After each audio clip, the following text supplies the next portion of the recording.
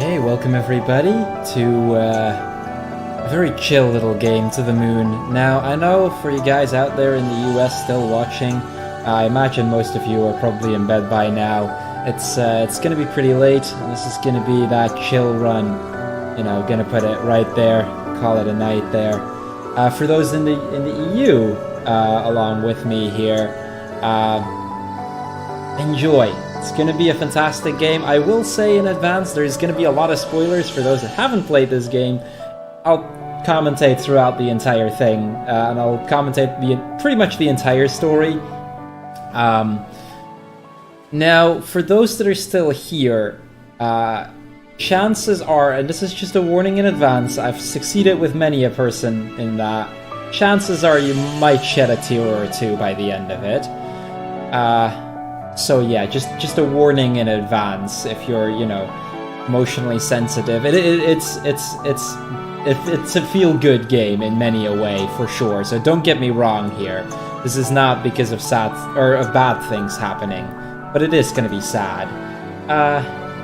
Ali, since you're here with me, I believe you've been wanting to see this for a while, haven't you?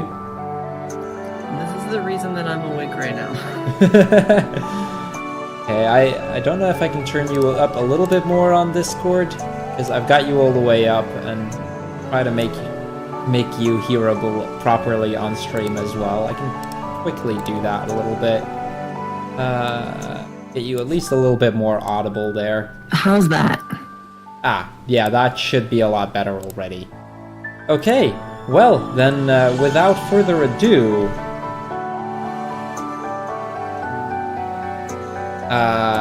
then let's get started in 3, 2, 1, go. Hello? Okay. Was a little bit later there, but whatever. So yeah, To the Moon, short little indie game, very story-based game, and we're gonna start out at this house here. This game consists of 4 parts. We're gonna start off with the prologue, which is the shortest part, only takes a few minutes for us to get through. Then we've got 3 different segments that we go through. The first one's gonna be the longest one. It's gonna take close to an hour. The second and third one, that's where the heavy stuff is gonna happen, especially part 3. We start with the little kids over here playing the piano. Quite talented at that.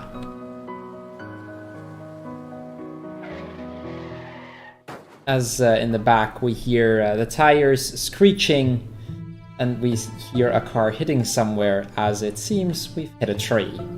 Or rather, we hit a squirrel and ended up crashing the car as a result. So we meet Dr. Watts and Dr. Rosaline. These are your 2 main characters for the run. Basically, we're 2... let me actually get the equipment.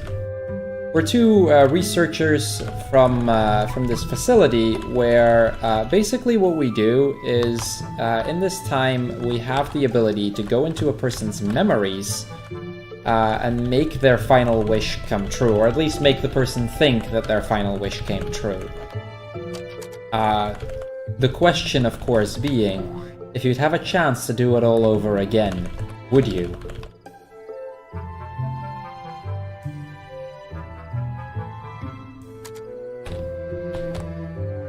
So yeah, here we go, into the house itself.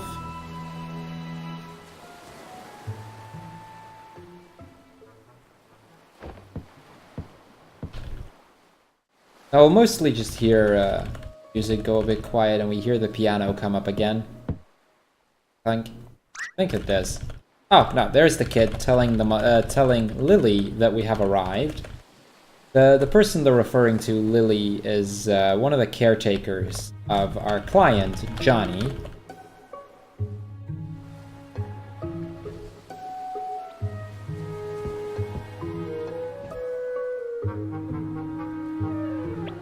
Now, while we're here, I should also mention there's 2 major skips in the speedrun, one of which is going to come up fairly soon already. It's pretty early into chapter 1.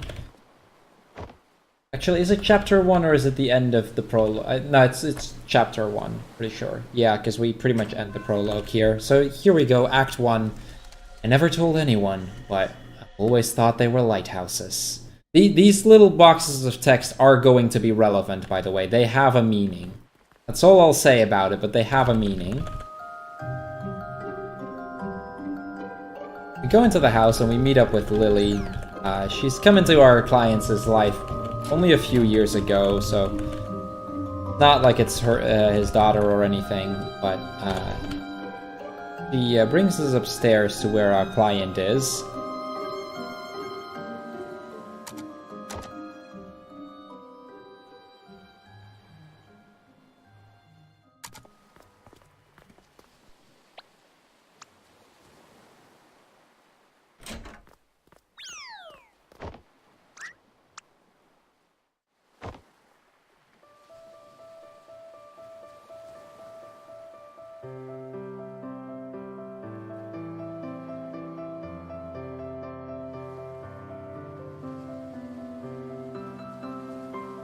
The song on the piano here gonna be playing another big role later on, so enjoy it while you get to hear it.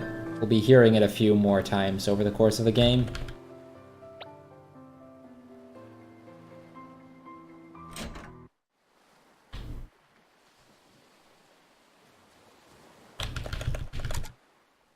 So we're gonna set up here.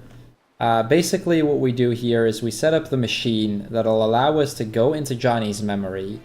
And what we're going to do is we're going to travel from his most recent memories to all the way back to his childhood to find out what made his dream not come true.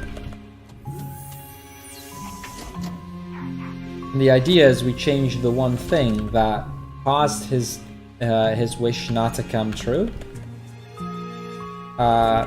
And change it, or at least make him think he took the other option, thus letting him play out his life. Lily tells us that his dream was to go to the moon.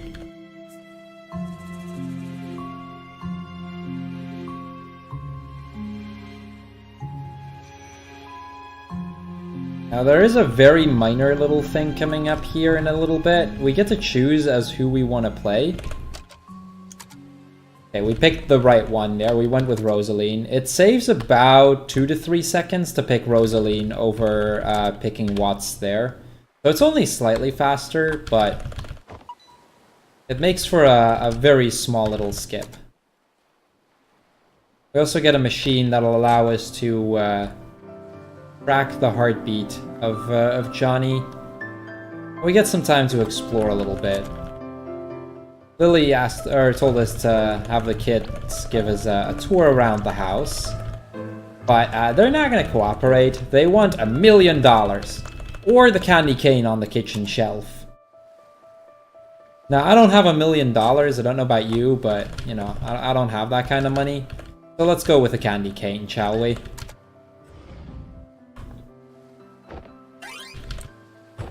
Here we go.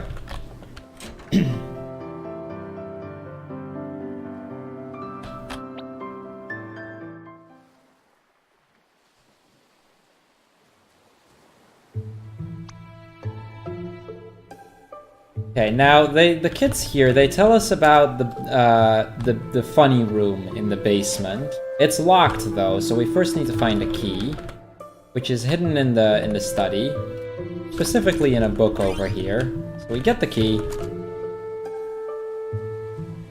and we're just gonna move out. Let's head into the funny room. Now, after we leave the funny room in a moment, we're gonna get the first major skip in the run. It saves about 1.5 minutes.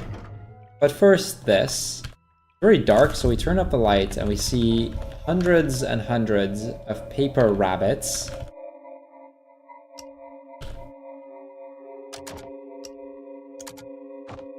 We bring the toy platypus and we're gonna move out, and this is where the first skip is gonna happen. This is really hard to get this skip. I frequently overmash this, which in a normal run would basically be a reset.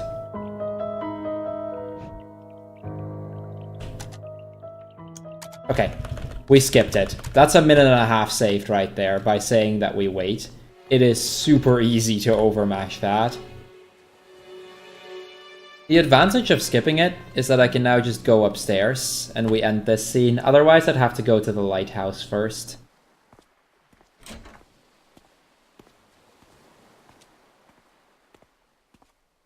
So by this point, the machine is set up and we're ready to go into Johnny's memories.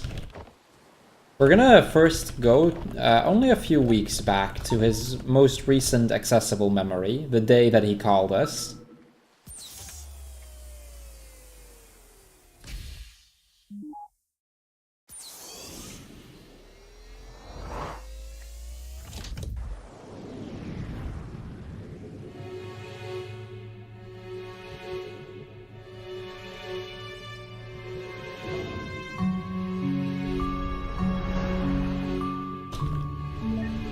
So all Act 1 is about is going through his memories, making our way from present all the way to his earliest memories.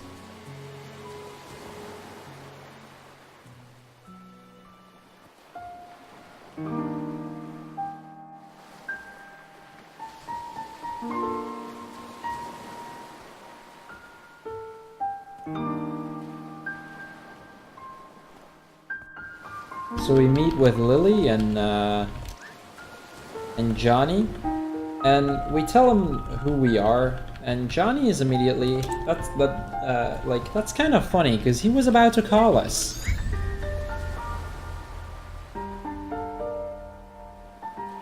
At this point, you know, we tell him that we're already in his memories, and thus he realizes that his time is up.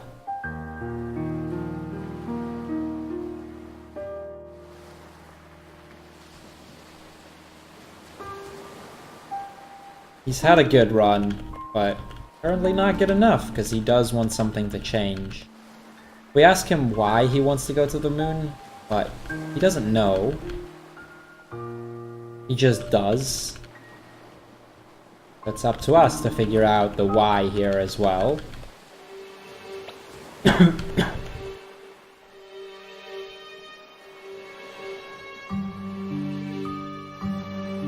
Now, in order to leap between memories, we need a memento.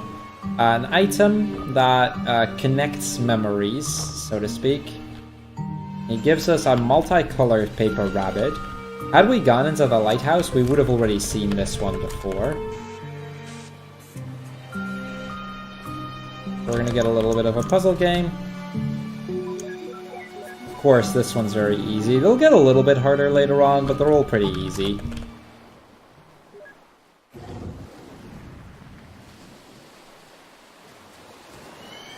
And thus we go into his memories. We're not gonna go back very far though. We see his house filled with origami rabbits.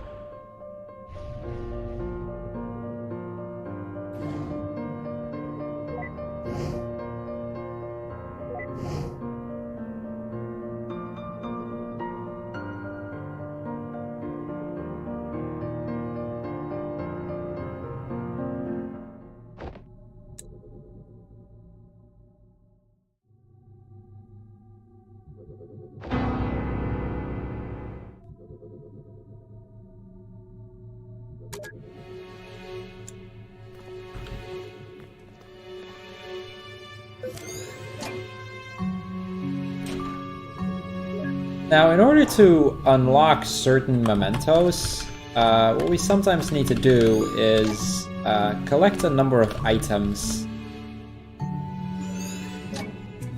Or rather, look at a number of items or events or places. Things that will connect memories. Which we do upstairs here. And then we're gonna go downstairs, as the umbrella is the item that'll connect us.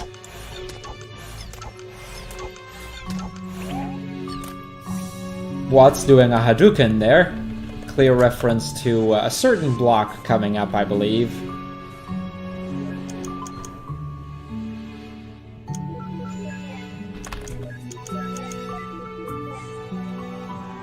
we go. We unlock the memento.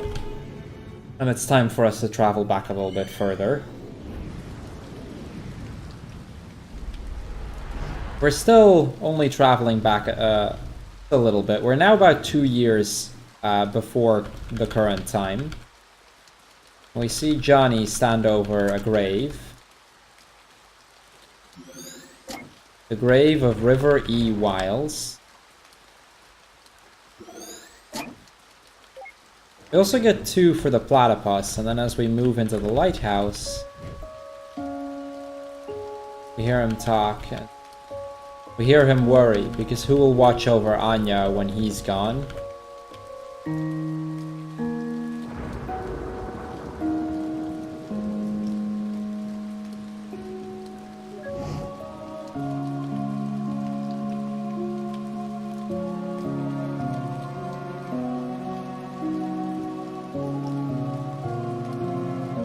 We hear, or we get to hear that River was Johnny's wife.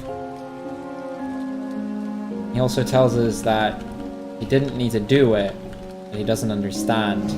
We'll get to know sooner or later what that actually meant, but we'll get more into that as time goes on. For now, the big thing is we got to learn about Anya, who we have yet to figure out who that is. About River, Johnny's wife.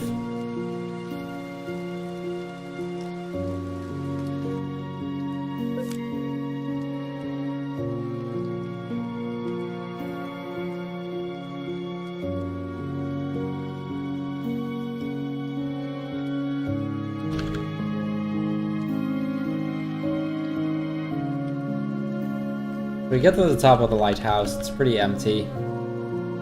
The platypus is the memento that's gonna allow us to move in time.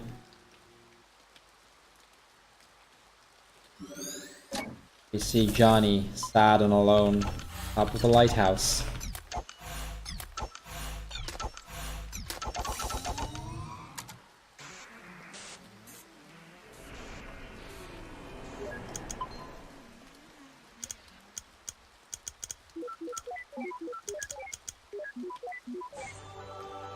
There we go. Now that we've done the first 3 scenes, the second major skip is about to come up. Scene 4 skip. We go back into Johnny's past a little bit more, where we see River in the bed, sick.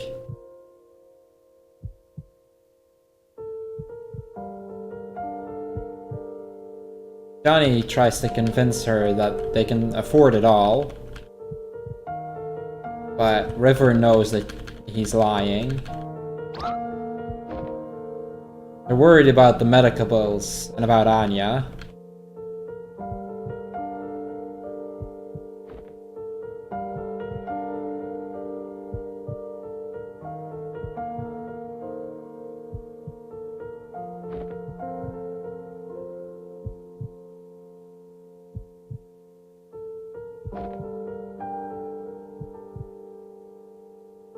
She says that they end up going for, or spending the money on Anya.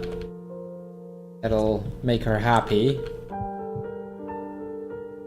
They won't be able to afford the medical bills, but at least she'll be happy. And she's made a rabbit. A multicolored paper rabbit.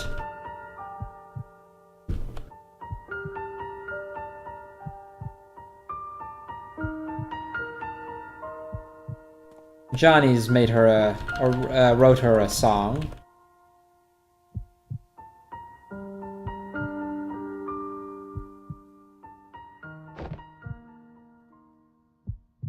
It's called For River. Just a placeholder, though.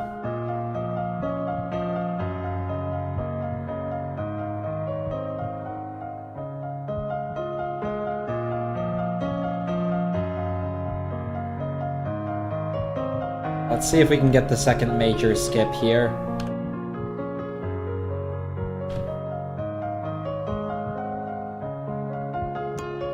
Okay, we did it. We skipped scene 4.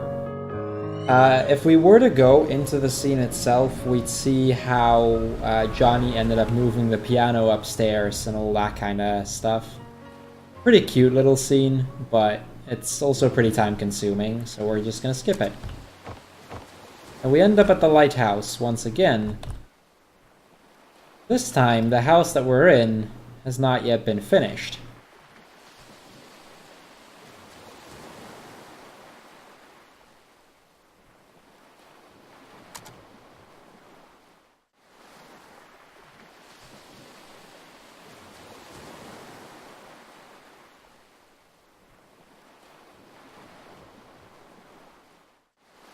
And as we move down, we see Johnny. Isabel coming to walk towards her. Isabel is an old friend of Johnny's. He's brought her some pickled olives. They talk about the medical bills, about how they won't be able to afford both. But he'll tell her that that they can, because if he were to tell her, River, that they wouldn't be able to afford both, he wouldn't know what she'd do.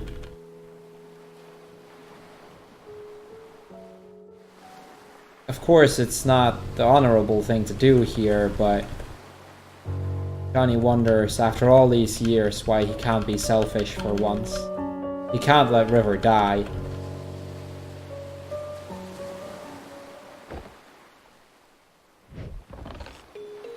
Isabel brought a music box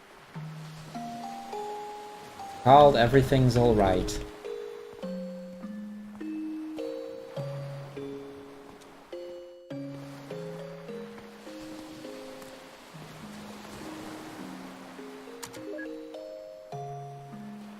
First we're going to walk back up. This is technically the last thing you're supposed to do, but by going over here you get 2 mementos as we see Johnny look at the lighthouse.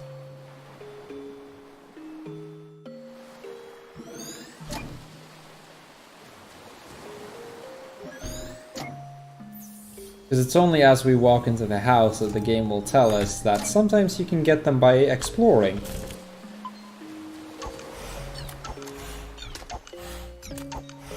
We'll break the barrier around the pickled olives.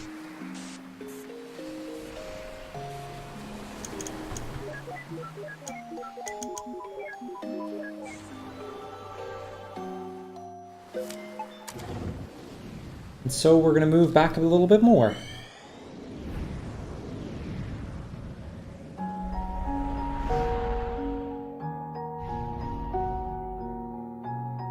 We see Johnny and River sitting in a bar over here. It was a bit of a squeeze to get it done, but after all this time, the place is theirs.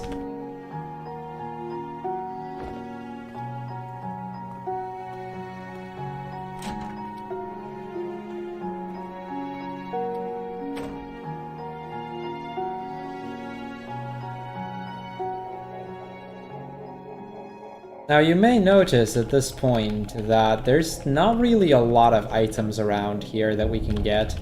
And this is by the way also where we hear that River very recently started folding paper rabbits. It's been a bit weird.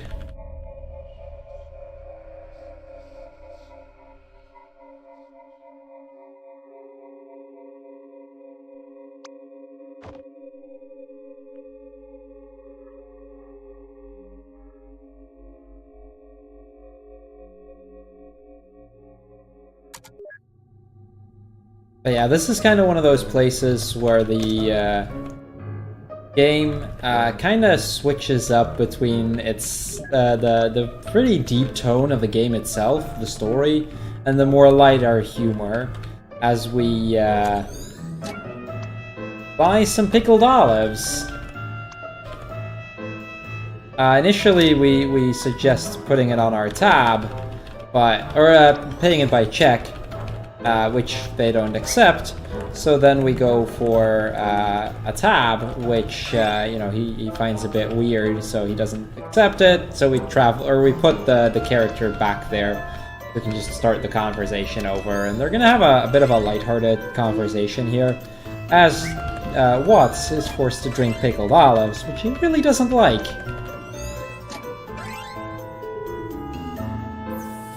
Yeah, eventually, after a bit of talking, we get to see this.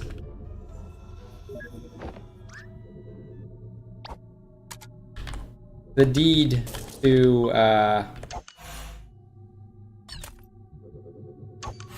well, their purchase. But we'll get more into what that is soon.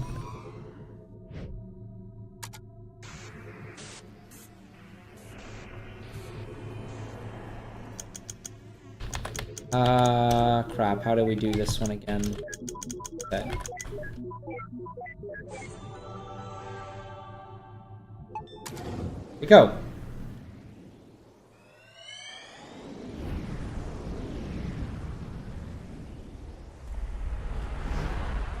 And we're now in Johnny's later adulthood. He's probably close to like, or probably somewhere around 45, 50 years old at this point.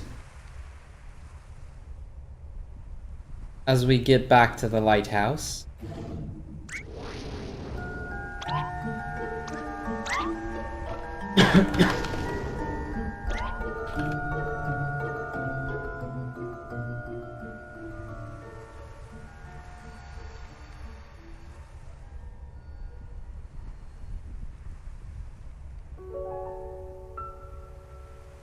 And we hear about how they could have possibly abandoned the lighthouse. Johnny going up to it and suggesting that it might be a bit of a tight squeeze. Take a few years, but they could possibly buy the place.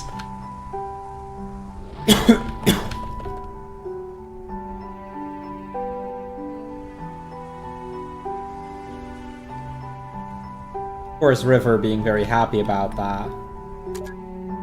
About the idea of buying the lighthouse. And this is the point where we kind of realize remember how we talked about watching over Anya? Well, Anya is the name of the lighthouse. When Johnny was talking about who would watch over Anya, wasn't talking about a person, but rather about the lighthouse itself.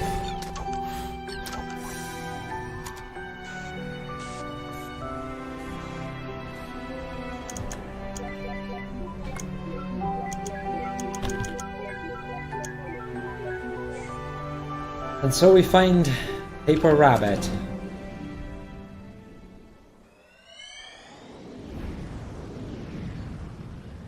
We now go to the day where we found the first Paper Rabbit.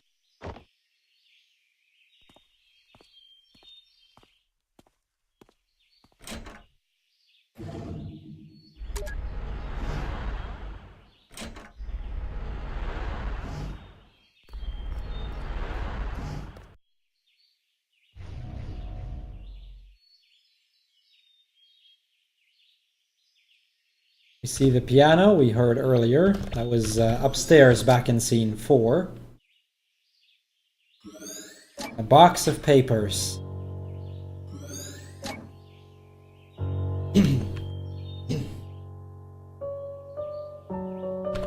And as we walk up, we see a conversation between River and Johnny about the paper rabbits.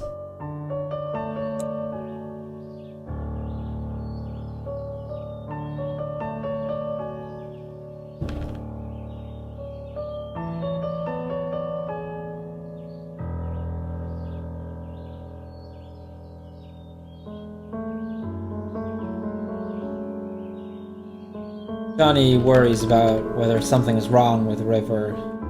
He doesn't reply.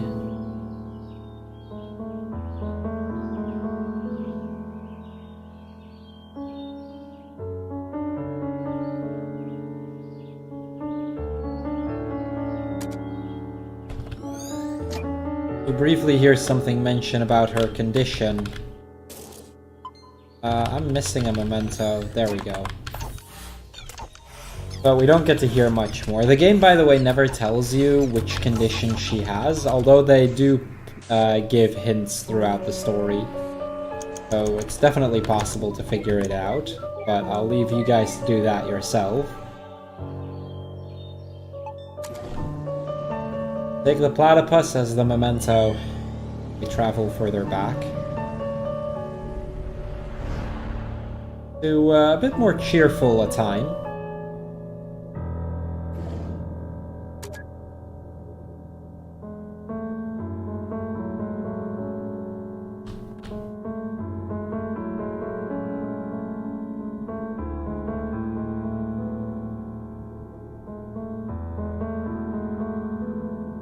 We're back at the house where the lighthouse is at. The house, of course, not yet being built, because they never bought, or they haven't bought it yet at this point in time.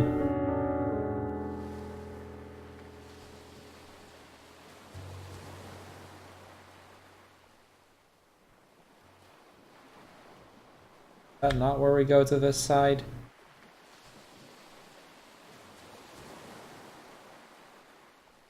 I always tend to go the wrong way there for some reason. A bit of a time loss, but it's fine. Only a few seconds.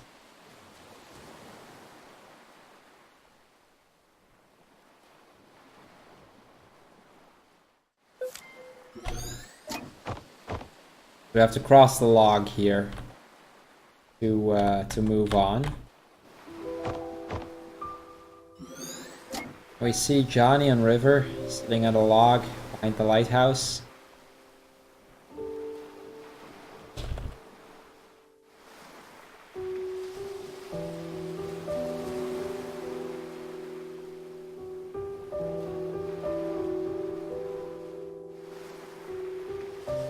And River brought something with her here. The hacky sack. Now, I'm not going to tell you guys yet where this hacky sack comes in the story, because this, the first time I played this, this seemed like a very irrelevant bit of the story. But keep that hacky sack in mind. Anyway, we see Johnny try to kick the hacky sack and accidentally kicking it so far away that they end up losing the hacky sack.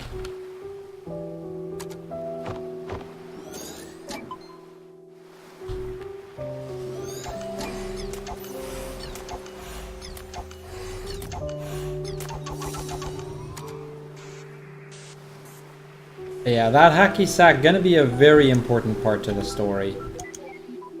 But you guys will figure out soon enough why.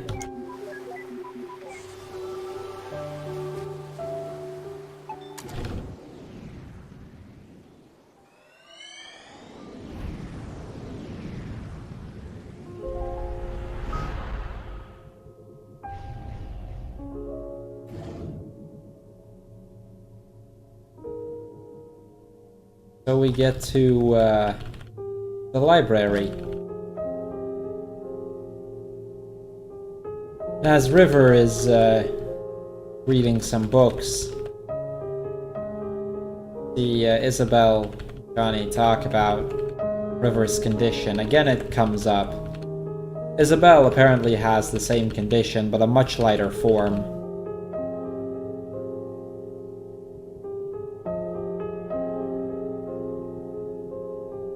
Also helped that she was diagnosed a lot earlier, so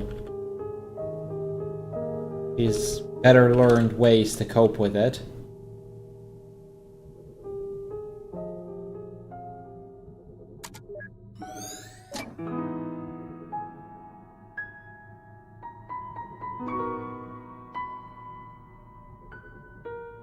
Here we have to wait a bit.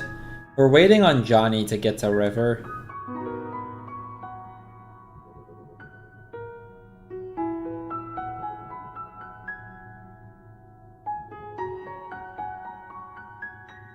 Apparently there's nothing new, so she's rereading The Emperor's New Clothes.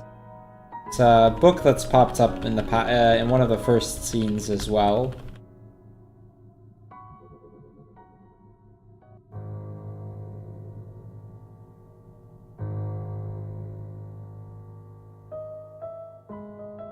I also hear them talk about animorphs.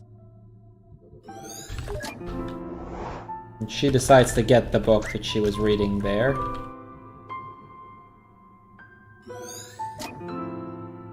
I need to talk to all versions of Johnny here. We need to answer this question right here. The answer is Cobra.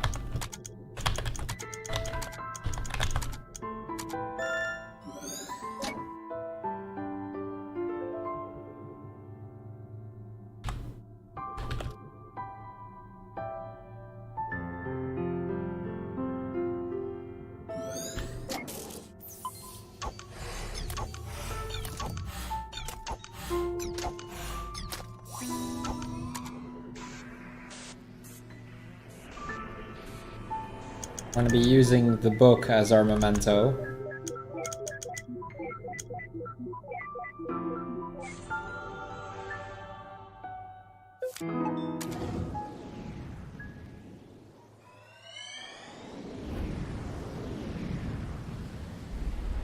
And so once again we travel back, and this time to a very cheerful time.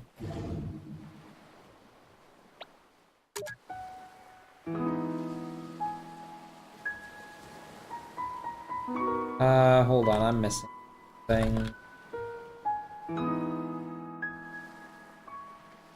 I thought I was. Oh, right, the pickled olives. There we go. You can't go up there unless you have that memento. So plenty of times I've walked up here forgetting that one memento. Yeah, we go up here. We see Johnny and River, the foot of the lighthouse.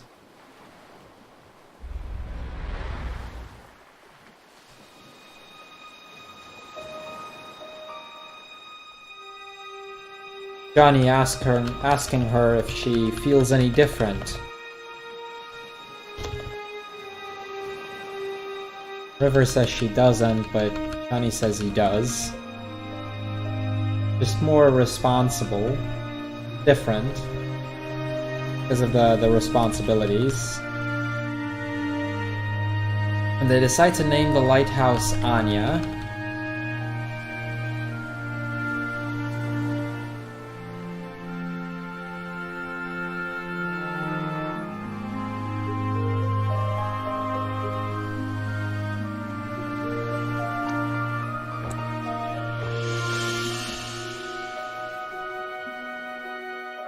So they go in.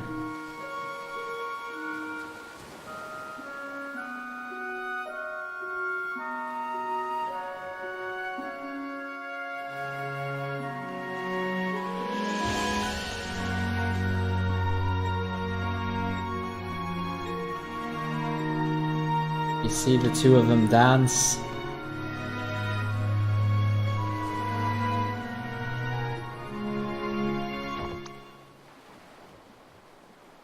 Now, of course, they end up, you know, it ends up not going entirely smoothly, but, you know, those some minor problems. They just have a good time.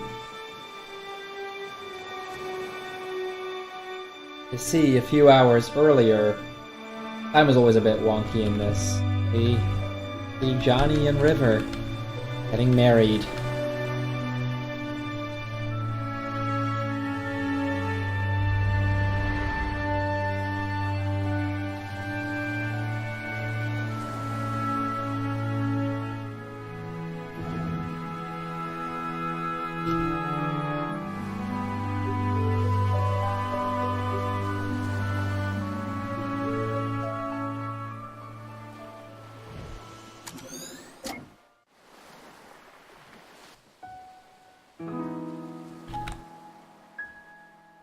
Now we're coming up on another minor little detail that I want to point out. I didn't even notice this the first time around, but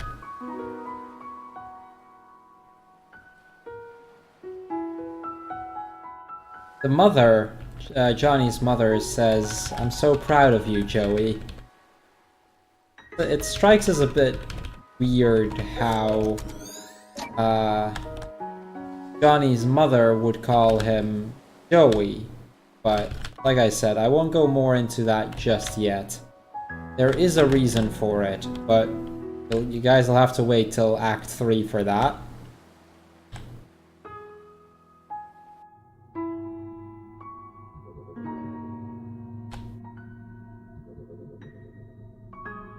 We get to see one more memory here. As on the way to the wedding, they ended up hitting a rabbit.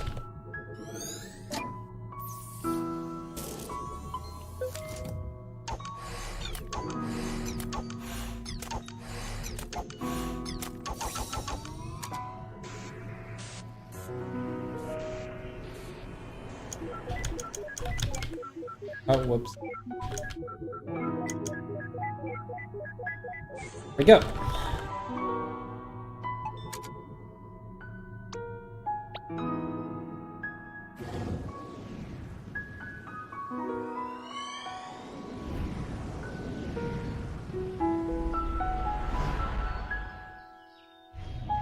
So we're now in Johnny's early adulthood,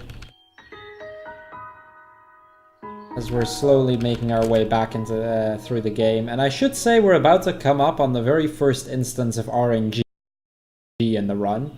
Yeah, believe it or not, this game has actually got RNG. As we get to the horse minigame. It's one of two instances, by the way. The other one being in Act 3. So, Watts decides to get onto the horse. And, well, this happens.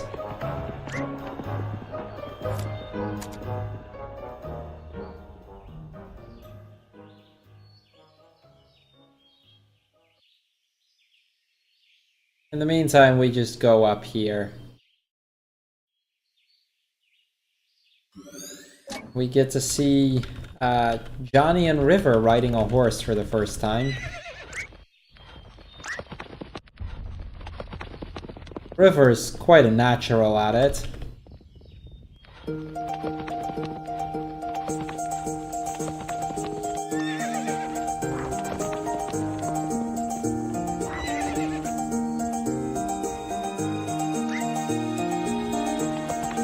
Watts, however, having a little bit of trouble there, so we're gonna get onto the horse. Now we need to get to both River and Johnny here to trigger the mementos, and we need to save Watts. It's particularly this last part that can be a bit RNG heavy, because that horse moves randomly. There we go.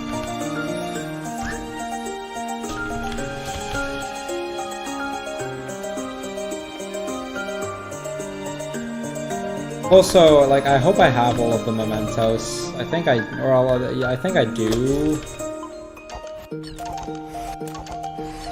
I'm missing one. I was afraid of that. Okay, so we got pretty bad RNG then.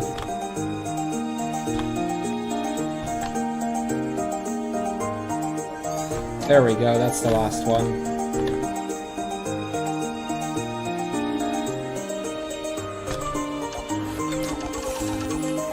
So yeah, that's what I mean with the first instance of RNG in the run. Unfortunately, our RNG wasn't exactly great.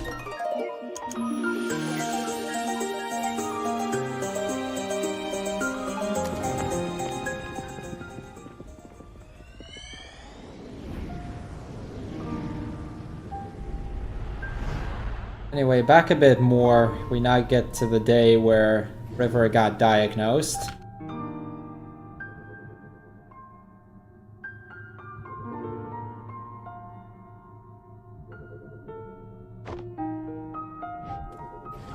They refer to a book on the subject.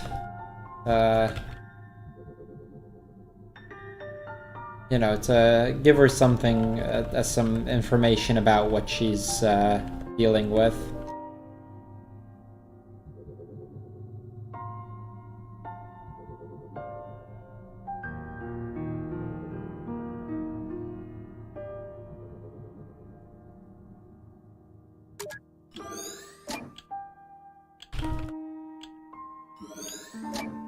See the stuffed platypus. The stuffed platypus basically, or pretty much always, gives us a memento.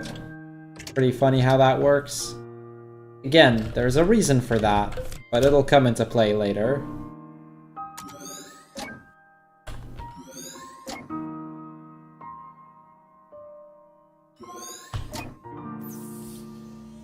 Go, that's all 5.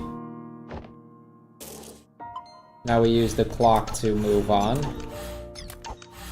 This is a pretty short scene if you do it fast, but there is a lot of extra information in that little bit of the game.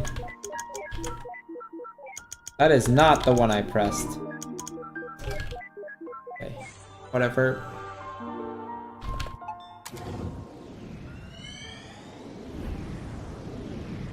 So, you know, we've been seeing a lot of Johnny's adult life, but we're slowly also getting to the last few scenes as we get into Johnny's teenage life.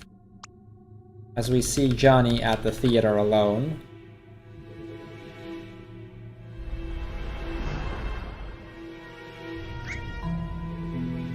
So these are the last few scenes of Act 1. Like I said, Act 1 is where it's mostly getting a lot of information. It's a lot of backstory about Johnny. Act 2 and 3 are where, or especially Act 3 is where the heavy stuff is going to be happening. Yeah, anyway, we see Johnny move out of the cinema. We see him sitting on the floor there. We move back to the theater a little bit more. We see Johnny standing around as if he's waiting for someone.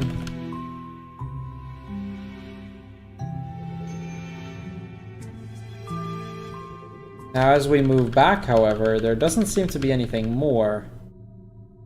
But right in that moment, we see someone else walk out of the cinema.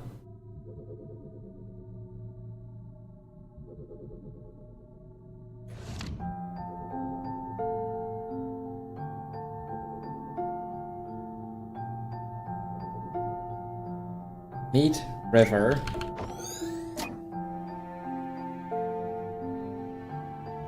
Now,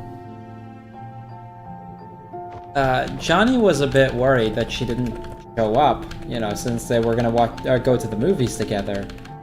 River kind of replies with a, but, you know, we were watching the same movie in the same room, so therefore we were watching the movies together, right? So Johnny explains to her that he meant that they would sit together at the movies. And he just finds it a bit silly, but he goes with it and they go back in together.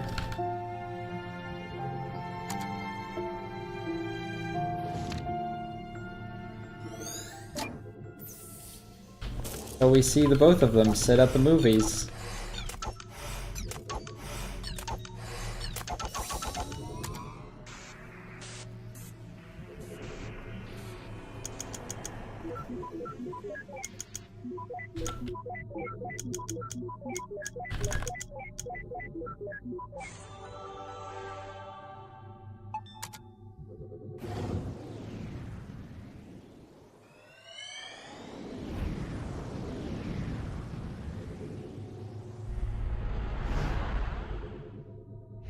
Now, a little bit earlier, this is literally less than a week that we traveled back here, but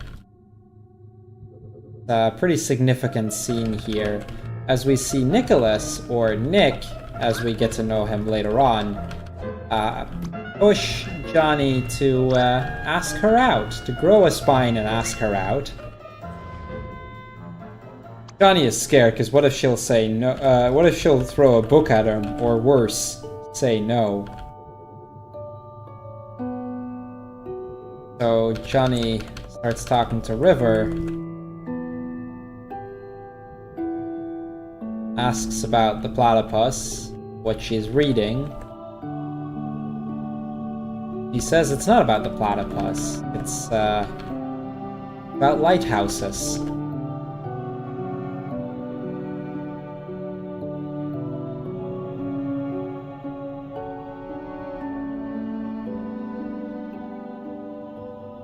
So he asks if she'd want to go to the movies with him. He says I don't know, because she can't.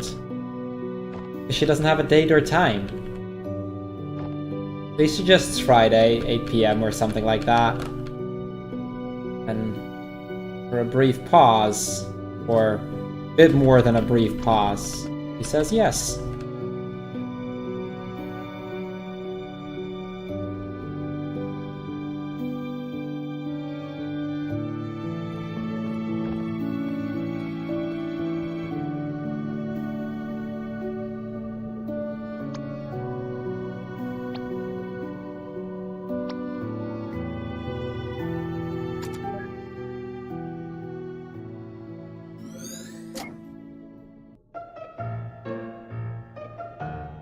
Nicholas, of course, scolds him, saying that it was pathetic, but, you know, got himself a first date.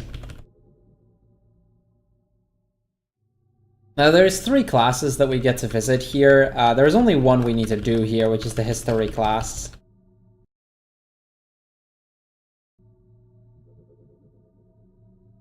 The teacher asks a question, and River pauses, and then gives a way more, or way bigger answer than she needed to.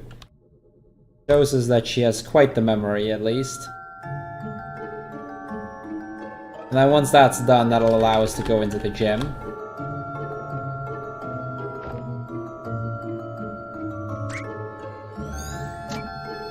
Where we see Nicholas and Johnny do some push-ups. Lastly, we're gonna go into the cafeteria.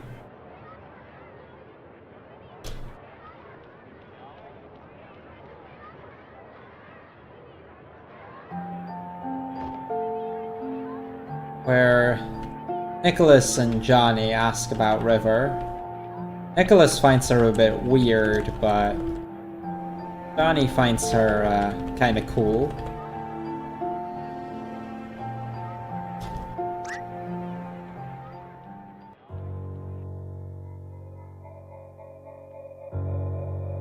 There's something strange about her.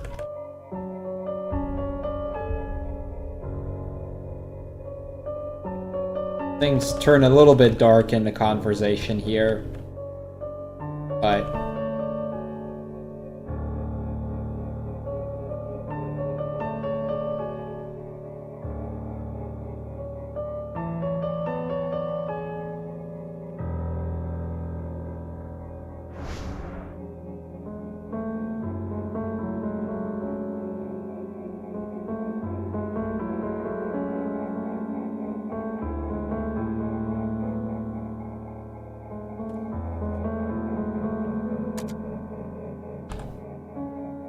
we're gonna get the last piece of the memento and then travel back. Once we have, we're gonna go into the last scene of Act 1, or at least the last big memory piece that we're gonna get in Act 1.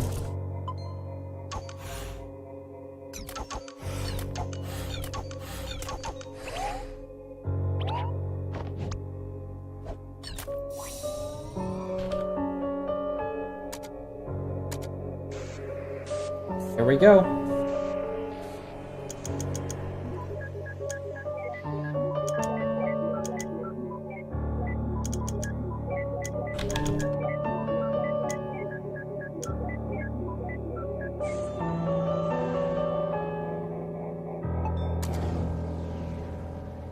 Okay, now pay close attention to this scene, because this is going to be a very short scene. But there is a lot of little hidden details in here that you might not notice at first sight. I'll point them out when they become relevant, but there is one in particular that I had not noticed the first time around.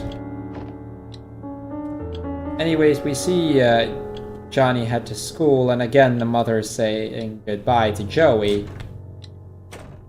It's still odd. Bit of a weird little nickname.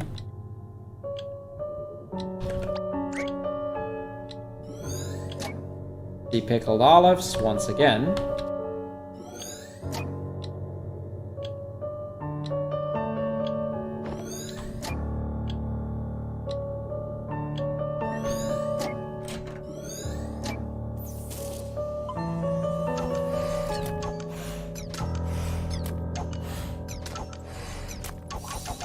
Here we go. The ball being the memento that we need to move on.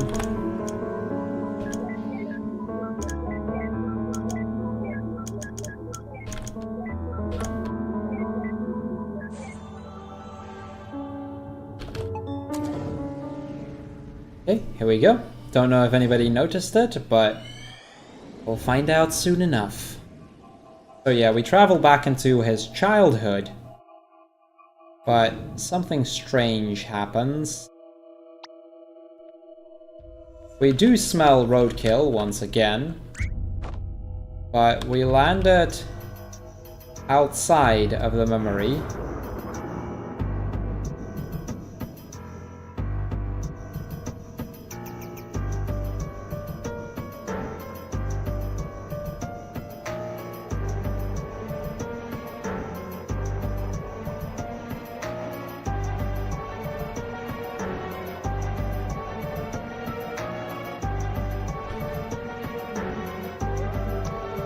Now, they suggest that it's a bug in the machine, but that was supposed to be fixed years ago.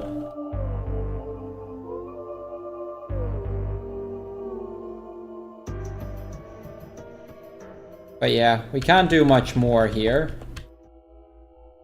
So it's time for us to head back, see what we can do.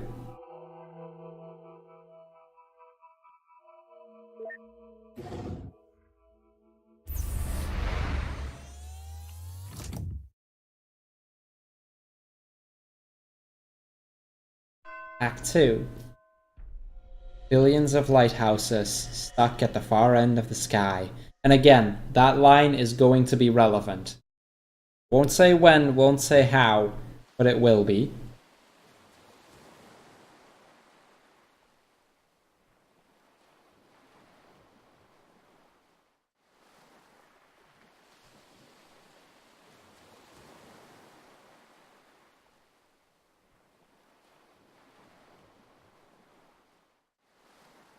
Now the idea is pretty simple. In order to actually make anything happen, we're gonna link all of his memories together, which should cause whatever has caused him not to go to the moon be transferred through the rest of his life, and then hopefully allow him to actually make that one change and go to the moon. Now, the flip side of it, of course, is that all of his current memories will be forgotten, so to speak. He won't be able to remember Lily or anything that happened. It'll be as if he's always been in the life that we're going to show him.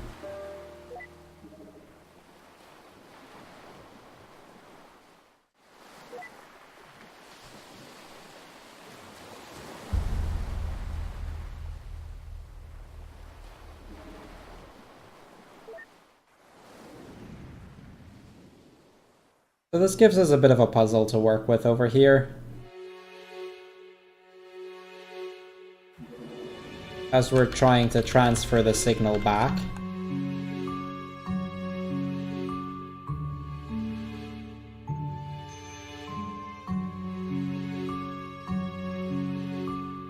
Now, Act 2, probably the shortest act, also in my opinion the least interesting act.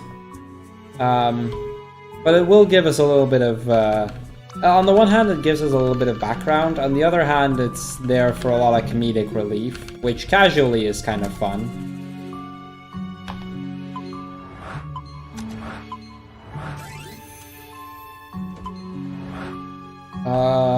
Paper rabbit.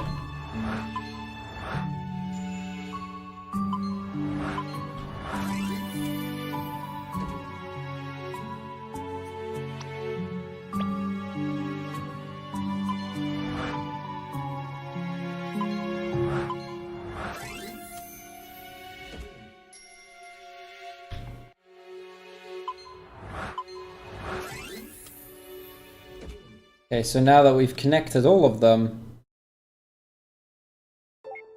transfer the signal back in time, and normally this is where his wish is supposed to come true.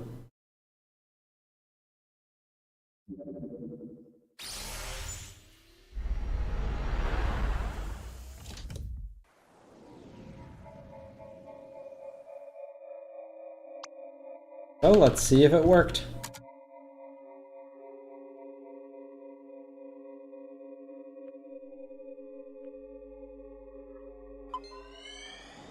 Once again, we're going to his most recent memory, and this is normally where we'd be seeing at least some changes.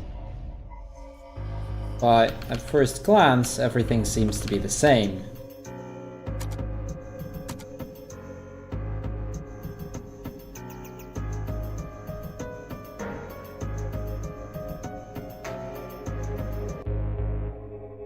As we get here, we see a familiar scene.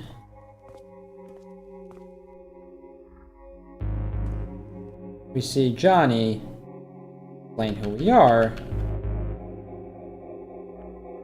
And Johnny once again tells us that he was actually about to he was actually thinking of calling us. So once again, we see no change.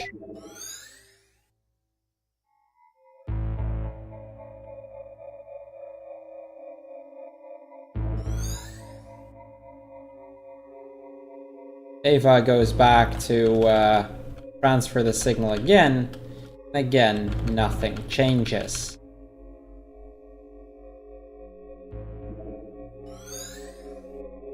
So like I said, this is where we're going to get a bit of a comedic relief as we go through his memories once again, trying to convince him to go to the moon, because at the end of the day, that is our goal.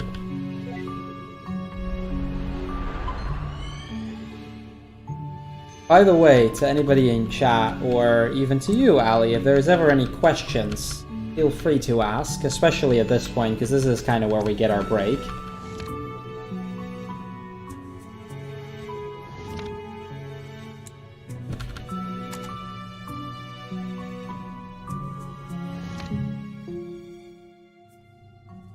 We go into the movie. Now the movie is all about the moon. Pretty bad movie, but you know what you expect for faking a movie in the middle of the night.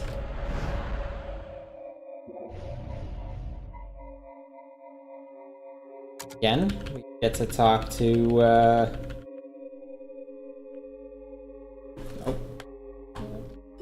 Johnny, and again, nothing's different.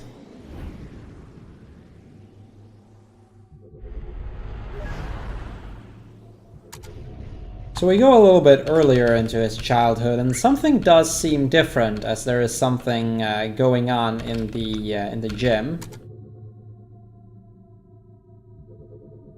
That wasn't here before.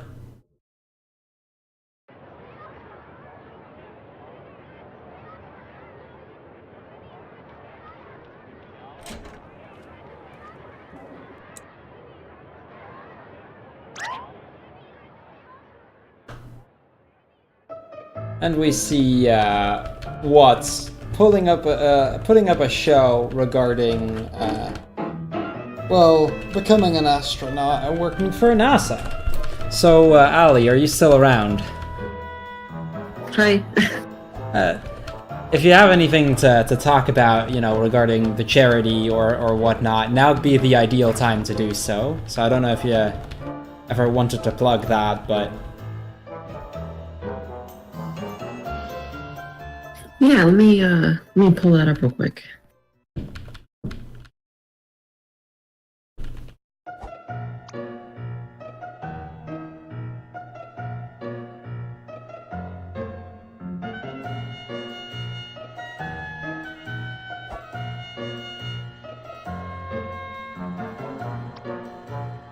yeah, all these scenes, like I said, it's really there for comedic relief, which is kind of nice when playing through this still pretty heavy game.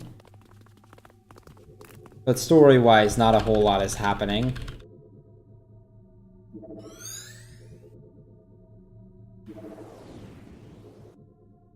Well, I'm glad you're enjoying it, lowercase. I'm glad you're enjoying it. Okay, so let's talk about the Trevor Project, who this event is benefiting. So, did you know that for the last 20 years, Trevor Project has worked to save young lives by providing support through their free and confidential crisis programs on platforms where young people already spend their time? Online, on the phone. They have Trevor Lifeline, which is a 24/7 phone line. They have Trevor Chat, which is an online instant messenger. They have Trevor Space, which is an LGBT youth social network. It's all great.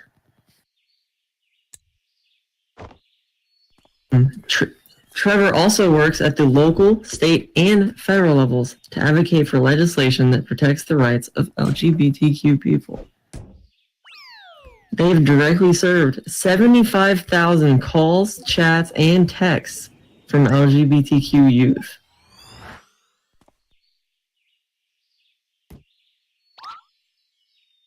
Okay.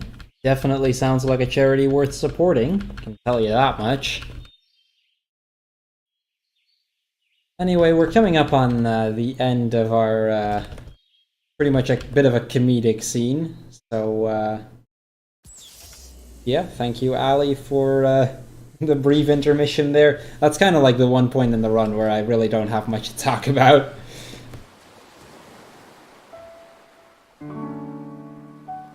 So yeah, after attempting to, you know, convince him to go to the moon, without too much success, I might add, you start to wonder why the machine didn't work and why the effect didn't go through.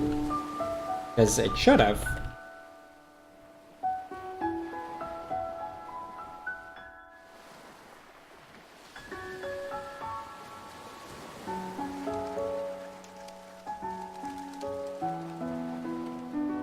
And so, it's morning, or, you know, the sun starts to rise.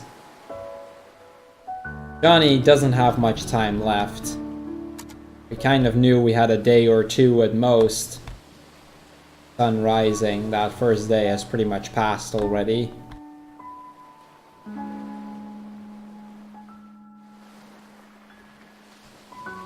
We're gonna go back into the house. We do note the smell of the roadkill. It's been getting worse.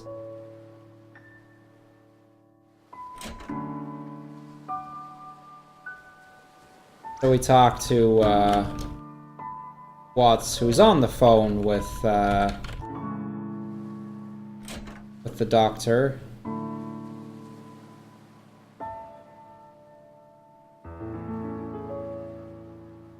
We're going to briefly go into the study where we see Lily put the kids to bed. Now there's one last minor skip coming up, as we have to talk to Lily here. Wait for her to sit on the chair. She's gonna ask us what I wanted to ask, and I'm just gonna say no further questions. Wait, did I not do that correctly? Apparently I did not do that correctly. Okay, too bad.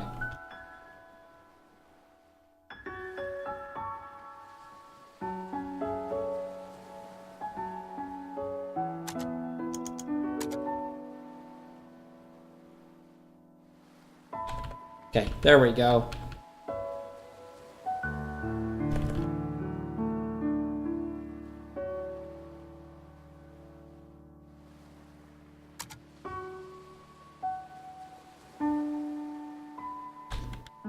After that, we're gonna go back to meet with Watts, now done on the phone. And he tells us about some hidden medical records, about how they used a medication to block off part of his memories at his early childhood. We don't really know why, but apparently that's a thing. The thing is, in order to trigger it, we need a trigger. Or in order to get to those memories, we need a sort of a trigger.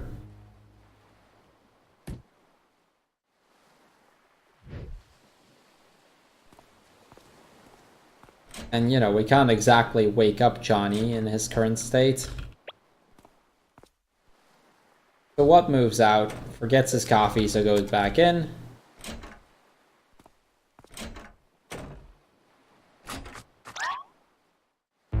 And as he walks out, he pretty much immediately comes running back in, mentioning the smell. Not so much because it smells, more so because that was the exact same scent that we smelled back in his childhood memory. Which means it may or may not very well be the trigger we need in order to access his childhood memories.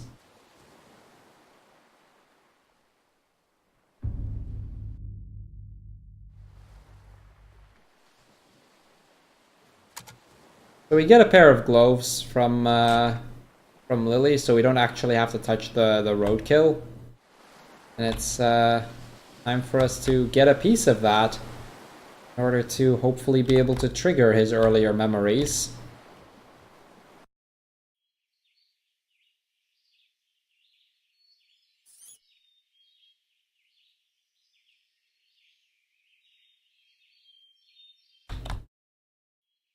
It's again a bit of a deja vu moment here.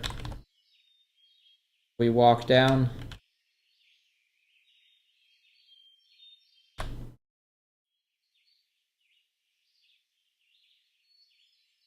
Now, of course, we can't take that roadkill into the house. That wouldn't be safe.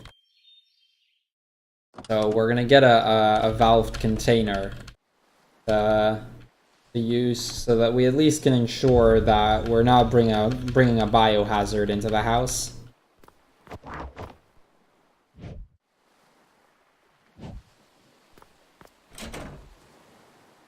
So what's suddenly running off? Not really explaining why.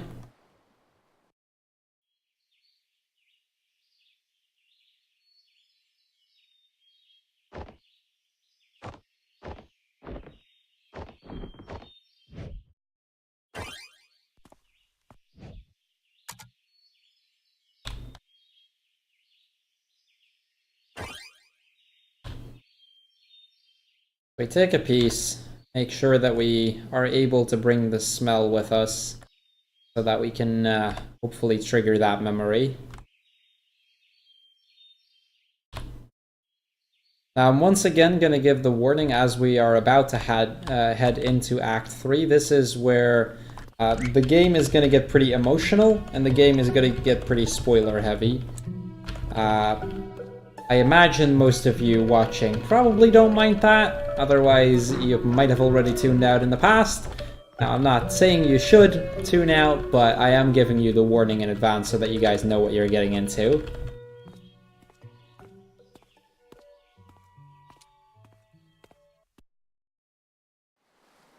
This is, by the way, also where the game is going to get fantastic. Like, Act 3 is phenomenally good, in my opinion. Anyway, we give the valved container to the doctor.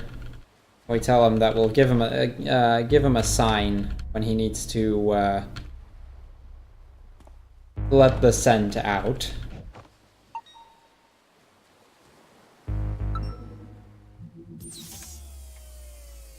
So we go back into his memories once again.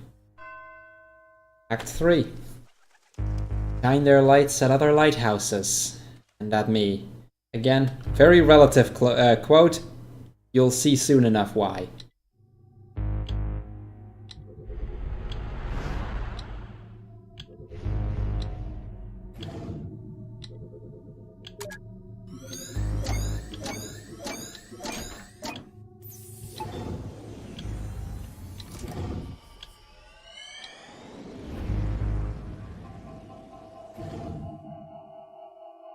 So we go into his earliest memory, or at least earliest accessible memory. We send out the signal to the doctor.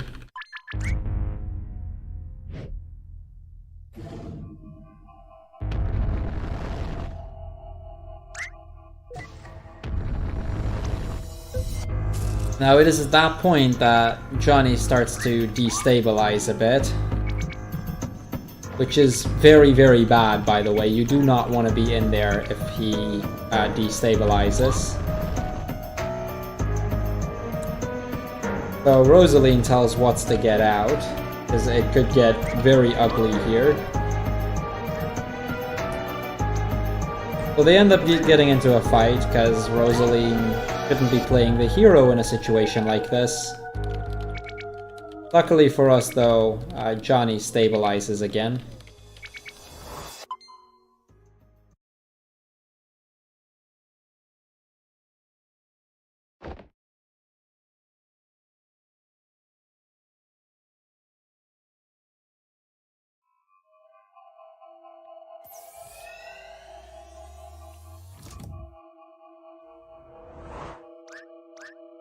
Hey, Shuri. Okay, here we go. Time for, probably the heaviest part emotionally of the game, or at least one of the two very emotionally heavy parts of the game. Or three. I want to say probably three. Anyway, here we go. Johnny's childhood memory.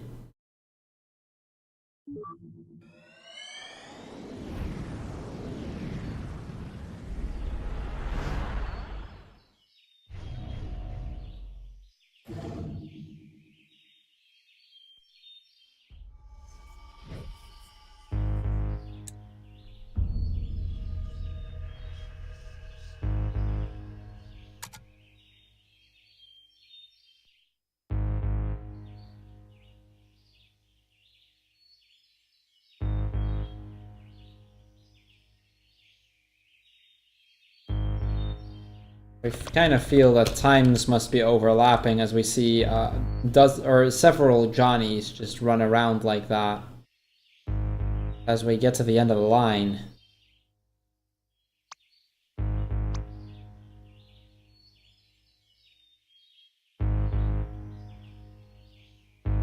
Doesn't seem to be anything there.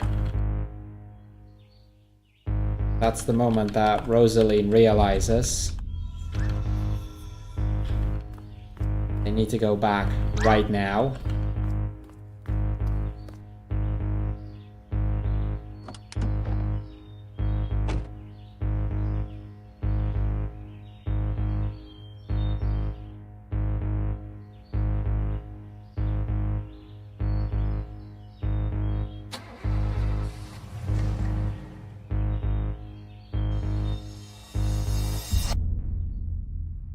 Just in that moment.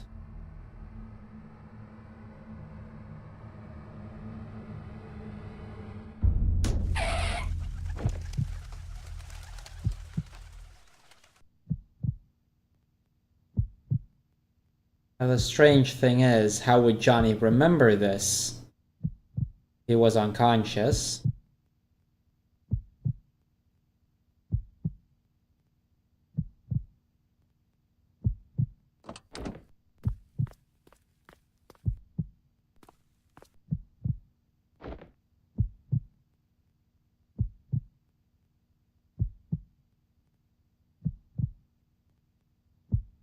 But you see,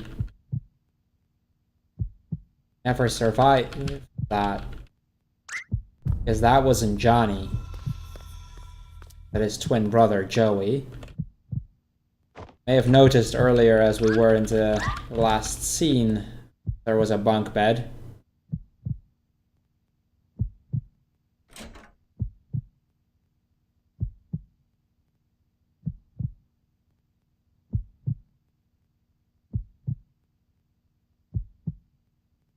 Now Johnny's memories were blocked because of it.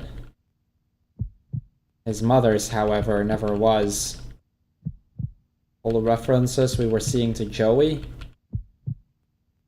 twin brother.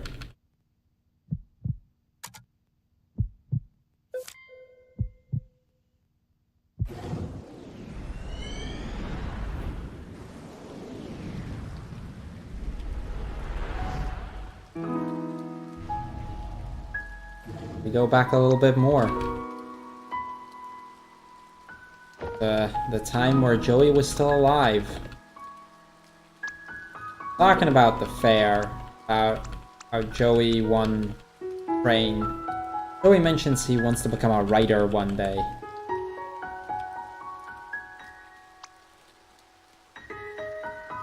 All the kids on the block could get his book for free. He'd still make money, of course, because the parents would still have to pay for it. So Joey had won the train. Johnny tells him that he lost his prize, gave it away.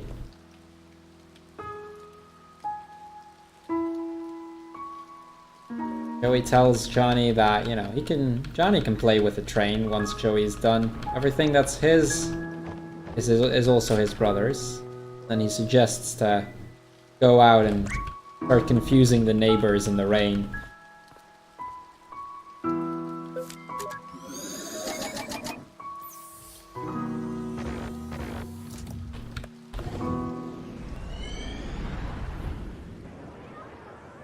Take the train.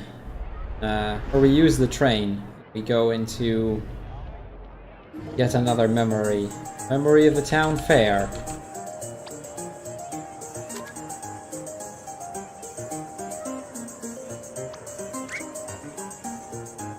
This is where Joey won the train, but unfortunately that was the last one, so Johnny got himself another prize.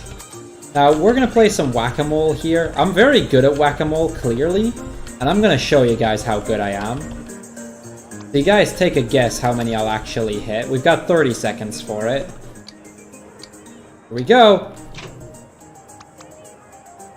That was miss. That, close. Come on. Come on. I hit one there. Let's go.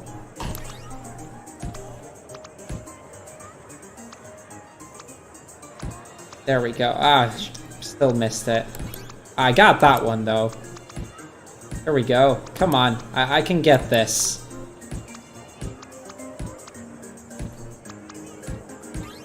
Okay, that's 3. Okay, we got 3. Let's go. We did it. New record. 9% hit rate. I think that's pretty good. We got 9%. Yeah, that game, you only need to hit 1. You do lose if you miss everything, but you only need to hit 1.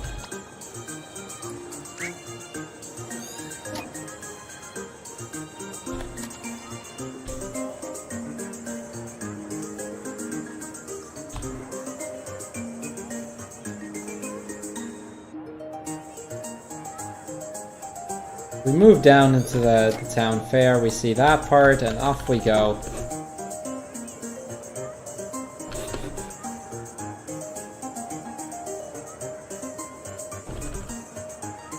We see Johnny enjoy Joey enjoy the pickled olives, but Johnny doesn't like it at all. He doesn't like pickled olives. So he goes out and play. Mother tells him he can, but not to go further than the playground here. Johnny gonna sneak off though. So we're gonna follow him.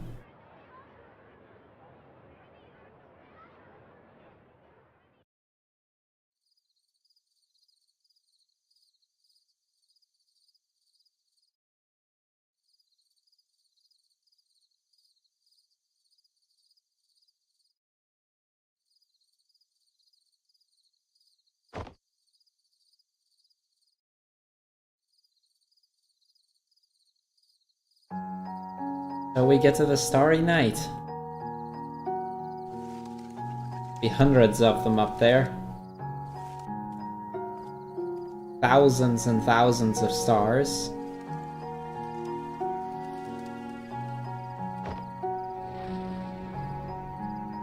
See Johnny sit down.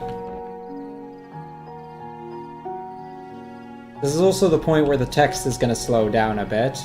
There's no way to speed that up. And that's a good thing here. So Watts is going to be his overly concerned self and talk about how he might have seen tigers or might have been eaten by a pack of tigers here, but clearly that's not what happens. We get a bit of backstory on him about how he and his grandfather would always go watch the stars.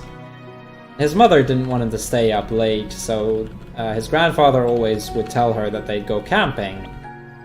Problem was that the next day he'd have to pretend he actually slept, and that's how he started his coffee addiction. Anyway, we see Johnny just look up at the stars like that.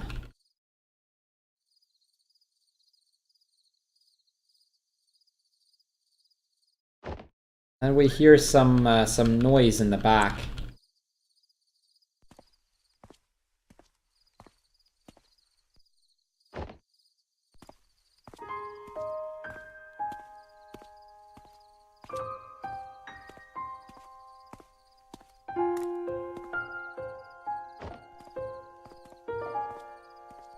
The girl walking up here.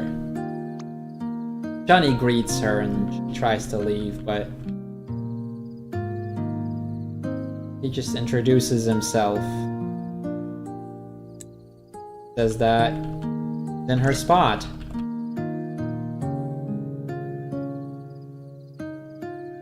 Invites her to join, and well, so they end up watching the stars together.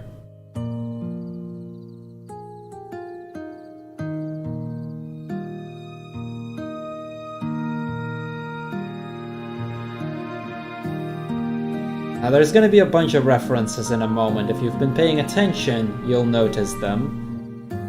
It's going to be pretty good. See Johnny and River watch the stars.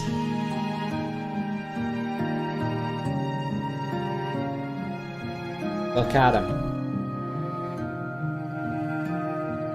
You know, there were so many lights in the sky. Of course, River already knew.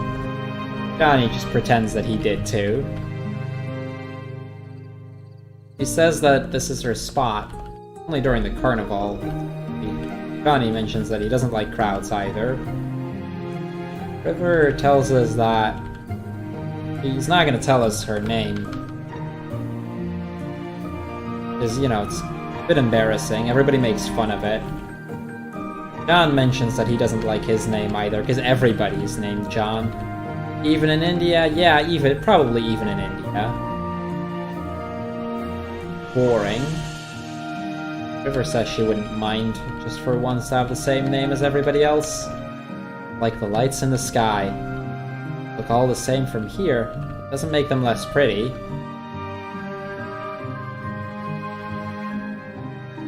Johnny asks what they are, and she suggests that, you know, they're all burning spheres of gas, or at least that's what her father tells her. But Johnny says that it's probably a lie, because parents lie about those sort of stuff. They decide to make the Easter Bunny out of the stars.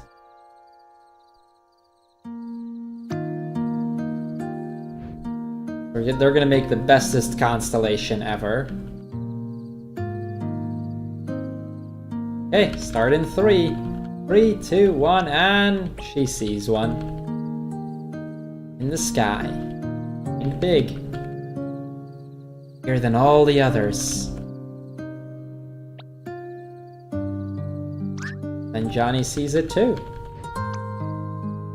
Right there. 2 ears in the head. There's the 2 feet. The moon. Moon is its big round belly.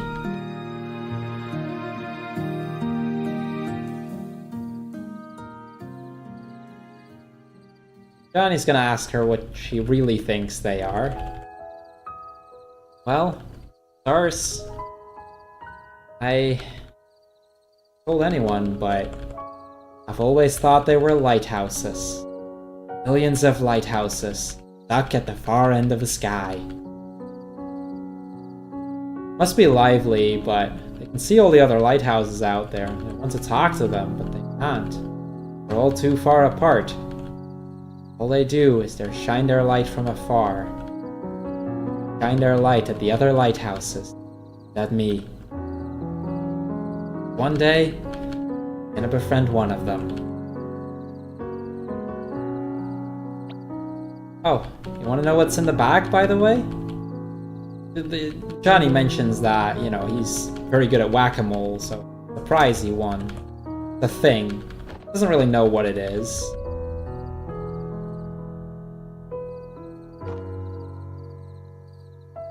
some kind of weird duck beaver thing.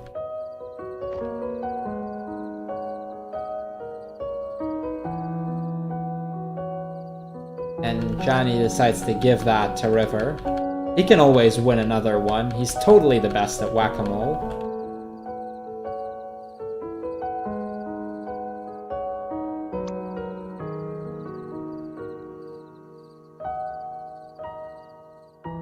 They agree to meet up there next year. Same place, same time. What if you forget or get lost? We can always regroup on the moon, right on the rabbit's tummy. There's also a hacky sack in the bag. You know, seeing as how River mentioned she was clumsy, it might help her a bit. Remember the hacky sack from quite some, like an hour ago probably? Yeah, there it is.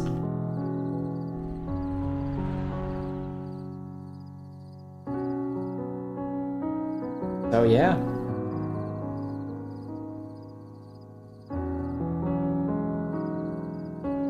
If they ever get lost, you can always regroup on the moon.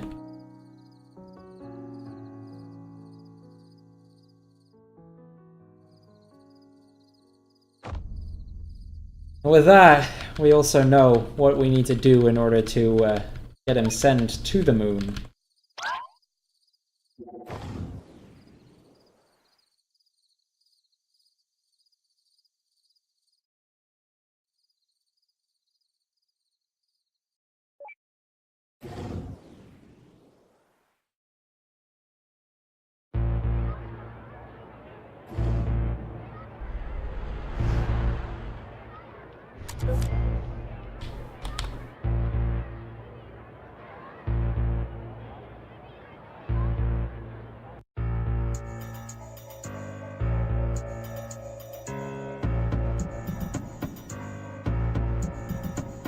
Now, at this point, we of course know what she's going to do. She has to remove River, the only way to get Johnny to the moon. But, well, the only reason Johnny wants to go to the moon is because of River. But we are contracted to send him to the moon at all cost. It's our legal obligation.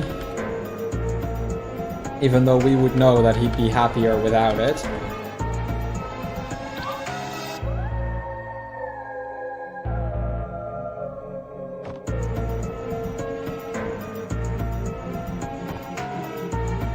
Of course, Rosaline promises to make up for it.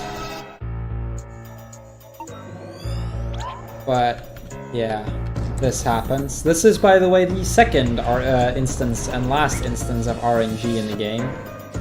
As we're going to be playing a bit of a mini-game here.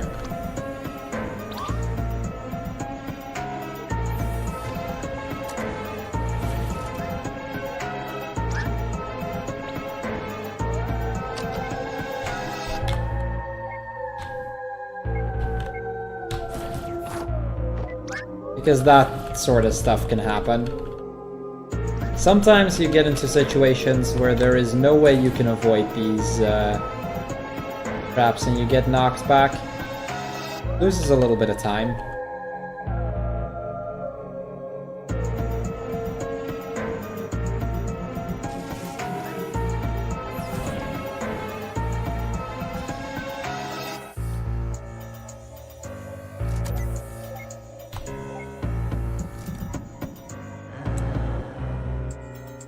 And so we get to see the next trap.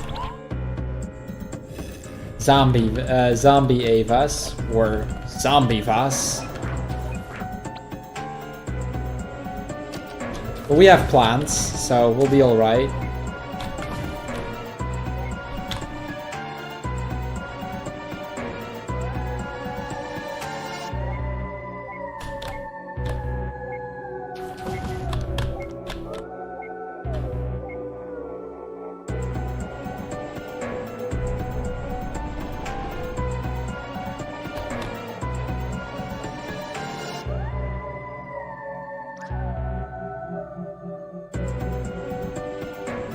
Hey, that was pretty decent RNG, actually. We got trolled a little bit at the start, but after that it went pretty smoothly.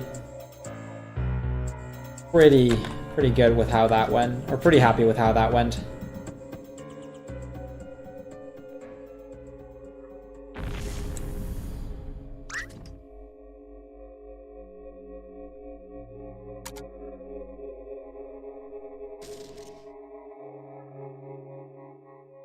We see pretty much all of the memories just tangled up here.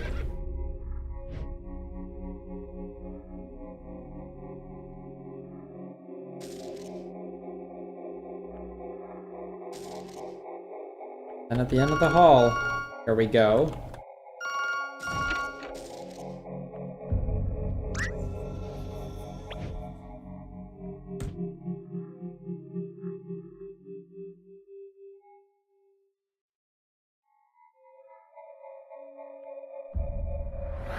Well, already done.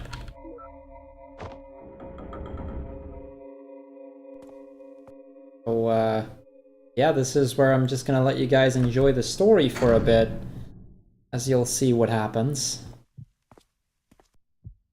As we get back to the present day, or present day, the teenage days, back into his memories.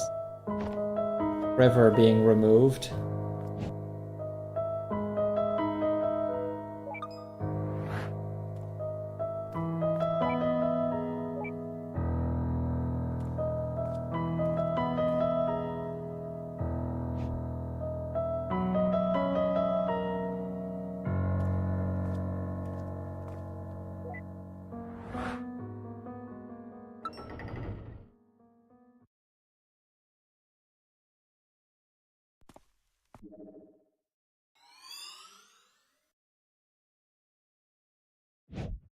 So, as Johnny goes up to River to ask her out, he isn't there.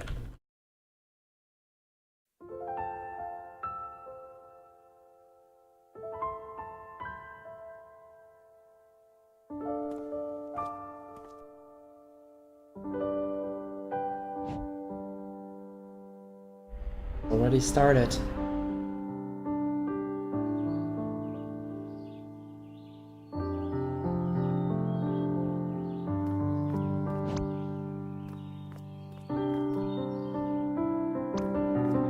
Now, there is one thing that Rosaline did, that in this memory, Joey never died.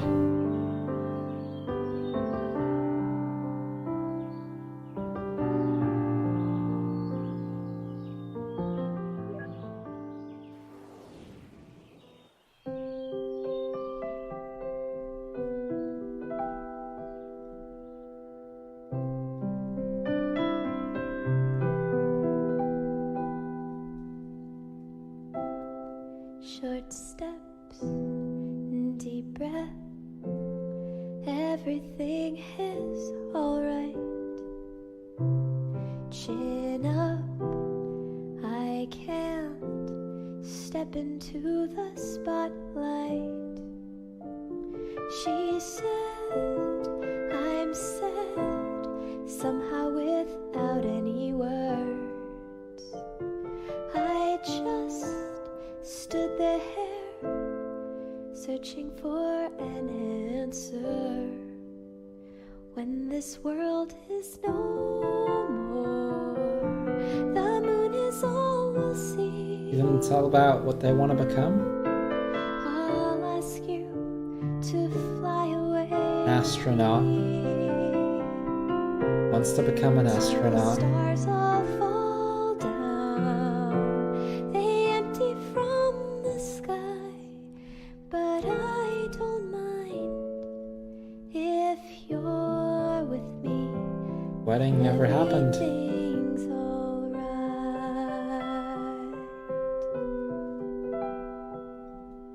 Joey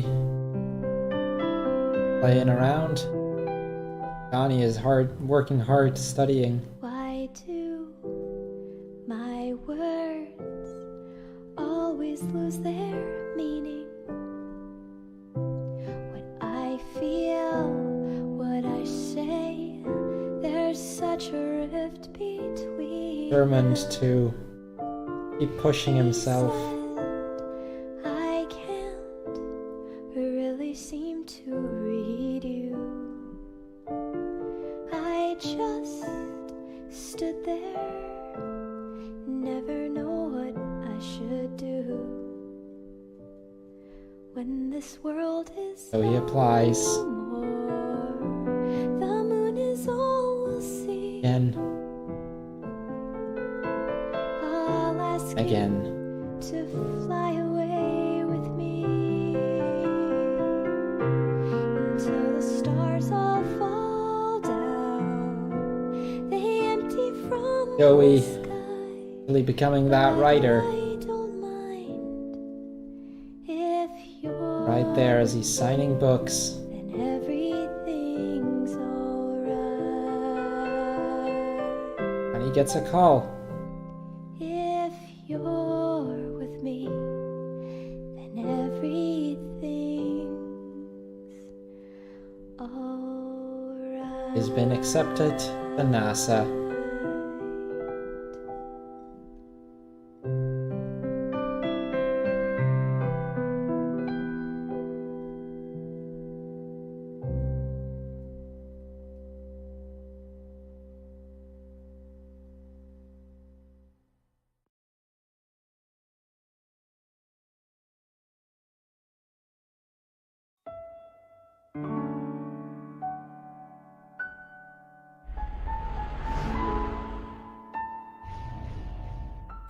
Here we are.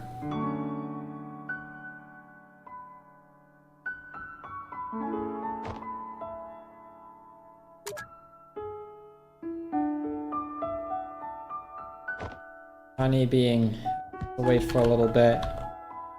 See Joey's book, which is all about Johnny's journey, becoming an astronaut.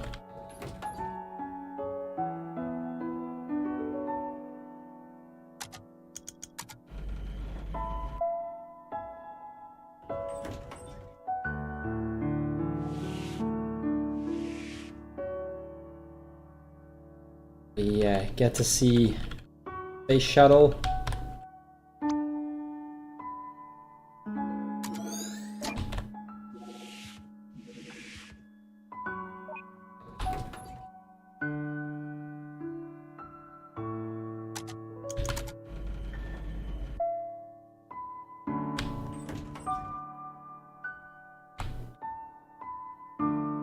Centrifuge. Johnny gets lucky.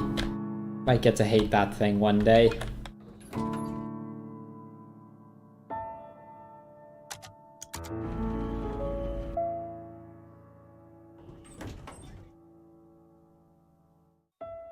Mission Control Center. Pretty quiet now, but get busy one day.